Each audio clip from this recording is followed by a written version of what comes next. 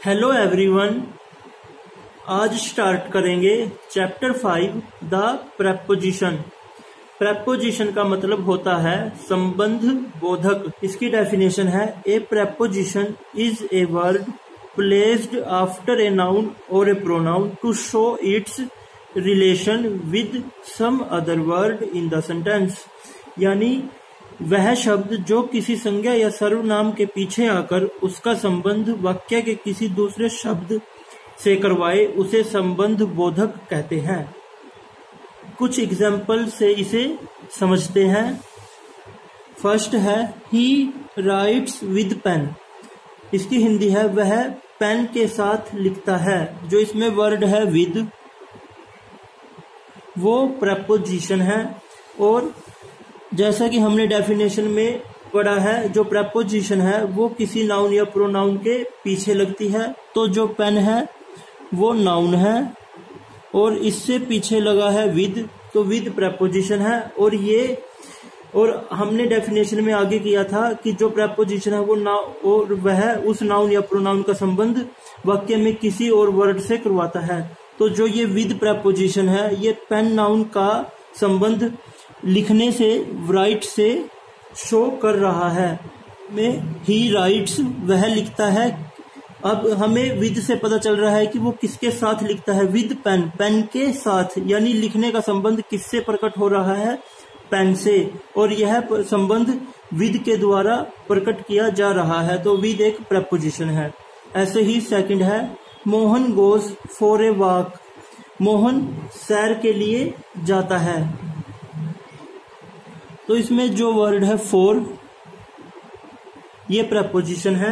जैसा कि हमने इसकी हिंदी की है मोहन गोज, मोहन जाता है किस लिए, फॉर ए वॉक, वॉक के लिए।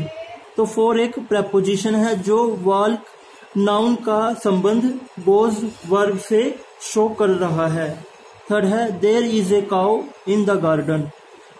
जो ये है देयर इज ए काउ, इसका मतलब है यहाँ पर एक काउ है इन द गार्डन, गार्डन में।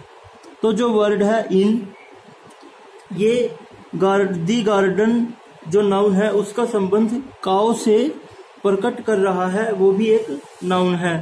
यानी there is a cow in the garden, जो काउ है वो गार्डन के अंदर है। तो इनसे पता चलता है कि वो गार्डन के अंदर है। तो इन एक प्रेपोजिशन है। The monkey set on A wall. Monkey एक दीवार पर बैठा है। तो जो वर्ड है ऑन, उससे पता चलता है कि मोंकी दीवार पर बैठा है। ऑन का मतलब होता है पर, यानी मोंकी दीवार के ऊपर बैठा है।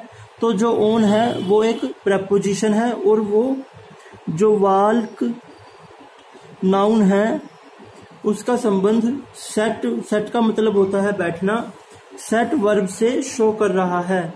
तो ऑन एक प्रेपोजिशन है। ऐसे he has a chain of gold. इसमें जो वर्ड ऑफ है वो प्रेपोजिशन है। इसकी हिंदी है कि उसके पास एक चैन है सोने की। गोल्ड का मतलब होता है सोना। ऑफ का मतलब होता है का या की। यानी चैन किसकी बनी हुई है, गोल्ड की। यानी चैन का संबंध गोल्ड से ऑफ वर्ड शो कर रहा है। तो ऑफ एक प्रेपोजिशन है। ऐसे ही आई एम विद यू, मैं तुम्हारे साथ हूं। इसमें जो वर्ड है विद वो एक प्रेपोजिशन है जो यू का संबंध आई से प्रकट कर रहा है। कुछ प्रेपोजिशंस को देखते हैं जो आपके लिए बहुत ही इम्पोर्टेंट है। इन्हें आपको अच्छे से याद रखना है। जो ये प्रेपोजिशंस हैं, एक प्रेपोजिशन एक से ज्यादा सिचुएशन में अलग अलग तरीके से यूज की जाती है। कुछ इंपॉर्टेंट प्रेपोजिशंस और उनके मीनिंग देखते हैं। उसके बाद इन प्रेपोजिशंस को सेंटेंसेस में यूज करना सीखेंगे। इसमें फर्स्ट है एट। इसका मतलब होता है पर। ऑन का मतलब होता है ऊपर। इन का मतलब होता है अंदर। बिलो का मतलब होता है नीचे। अबव का मतलब होता है ऊपर। अंडर का मतलब होता है के नीचे।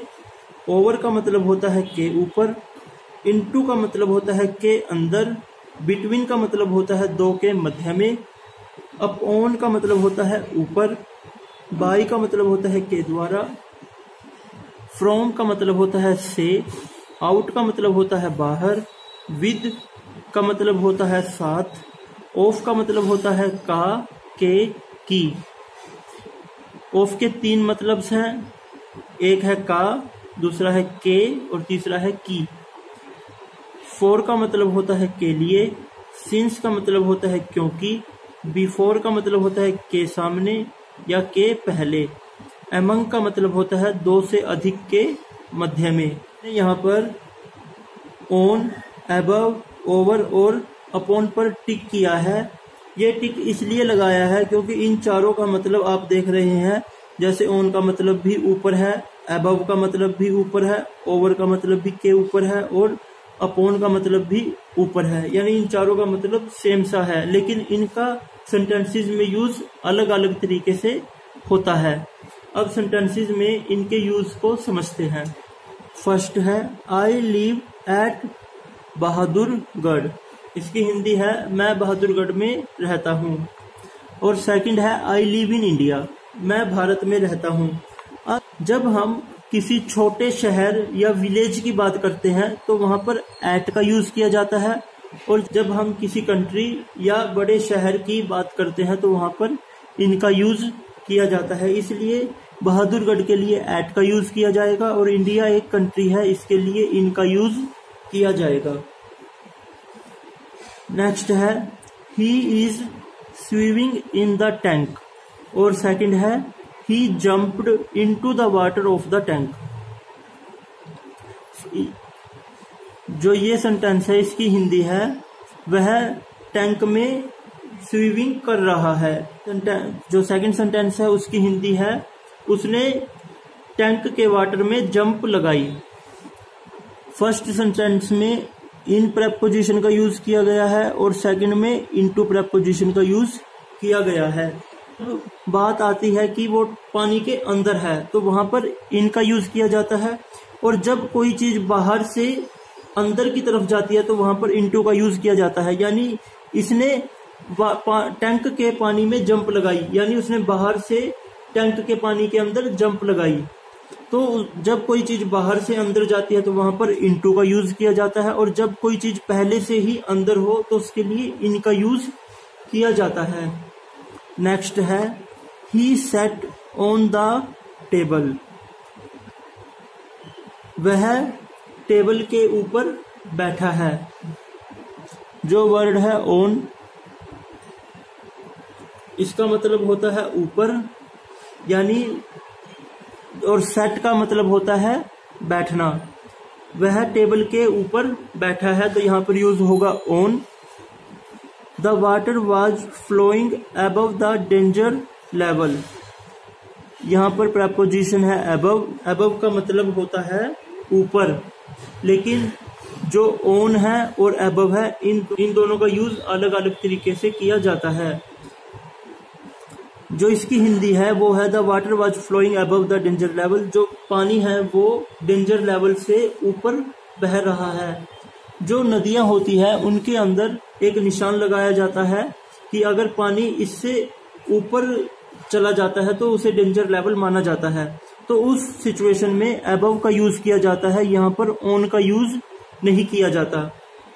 ऐसे ही our plane was flying above the clouds, जो प्लेन है हवाई जहाज की यहाँ पर बात हो रही है, जो प्लेन है वो क्लाउड्स के ऊपर उड़ रहा है।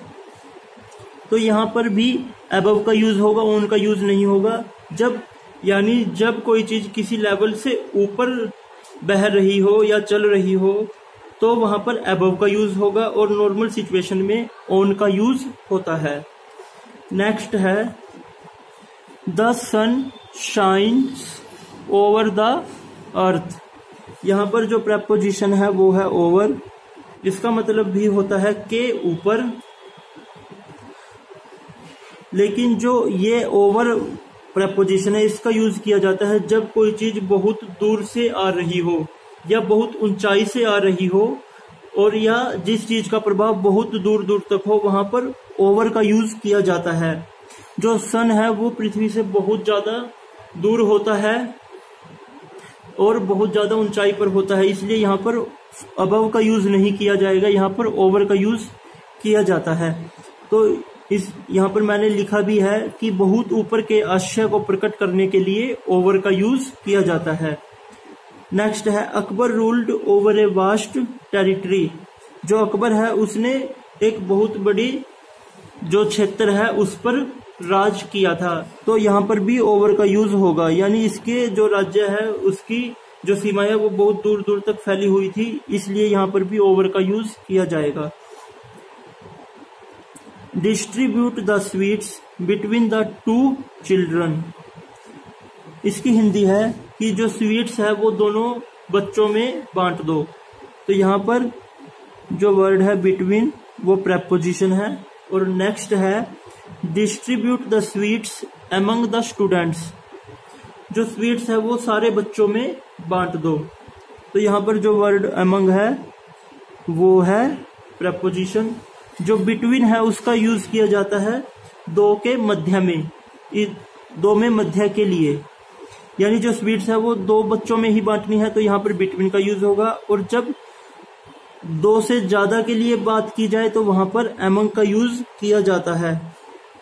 तो यहाँ पर सभी स्टूडेंट्स में बांटनी है, यानी एक क्लास में दो से ज्यादा स्टूडेंट्स हैं तो उन सभी में स्वीट्स बांटनी है, तो यहाँ पर अमंग का यूज किया जाएगा, बिटवीन का यूज नहीं होगा। नेक्स्ट है ही सेट ऑन द टेबल। ये हमने ऊपर भी किया था, यहाँ पर ऑन प्रेपोजिशन है। अब नेक्स्ट देखते हैं the cat sprang upon the table. Cat, जो कैट है यानी बिल्ली, वो टेबल के ऊपर उछल कूद कर रही है। स्प्रैंग का मतलब होता है उछल कूद करना, यहाँ पर है अपॉन प्रेपोजिशन। और अपॉन का मतलब भी होता है ऊपर और ऑन का मतलब भी होता है ऊपर, लेकिन इन दोनों का यूज अलग अलग तरीके से किया जाता है। जब कोई चीज किसी चीज के ऊपर रखी हो, जैसे वो टेबल के ऊपर बैठा है, तो वहां पर ऑन का यूज होगा। और जब कोई चीज किसी चीज के ऊपर चल रही हो या उछल कूद कर रही हो, यानी चलने की सिचुएशन में अपॉन का यूज किया जाता है, तो यहाँ पर ऑन का यूज नहीं होगा, अपॉन का यूज होगा। The cat sprang upon the table. The rays come from the sun. जो रेज है वो सन से, सूर्य से आ रही है, तो यहाँ पर फ्रॉम प्रेपोजिशन है। फ्रॉम का मतलब होता है से। नेक्स्ट है Mohan killed A snack with A stick. Mohan ने एक सांप को मारा एक छड़ी के साथ, तो यहाँ पर जो विद है, विद का मतलब होता है साथ, वो है प्रेपोजिशन। लास्ट सेंटेंस है he is a student of this class. वह इस क्लास का छात्र है। यहाँ पर ऑफ प्रेपोजिशन है, इसका मतलब होता है का, के, की। यहाँ पर का यूज होगा, यहाँ पर ऑफ का मतलब है का। वह इस स्कूल का छात्र है, तो ऑफ का मतलब यहाँ पर का यूज हुआ है। इसी के साथ हमारी ये वीडियो कंप्लीट होती है और हमारा प्रेपोजिशन चैप्टर भी कंप्लीट होता है। यह एक छोटा चैप्टर था, इसलिए एक ही वीडियो में कंप्लीट हो जाता है। आपको ये वीडियो कैसी लगी कमेंट सेक्शन में लिखकर जरूर बताएं। अगर आप इस वीडियो से रिलेटेड या प्रेपोजिशन चैप्टर से रिलेटेड कोई क्वेश्चन पूछना चाहते हैं तो आप कमेंट सेक्शन में लिखकर पूछ सकते हैं। चैनल को सब्सक्राइब करें और लेटेस्ट नोटिफिकेशन पाने के लिए नोटिफिकेशन बेल पर क्लिक करें। Thank you.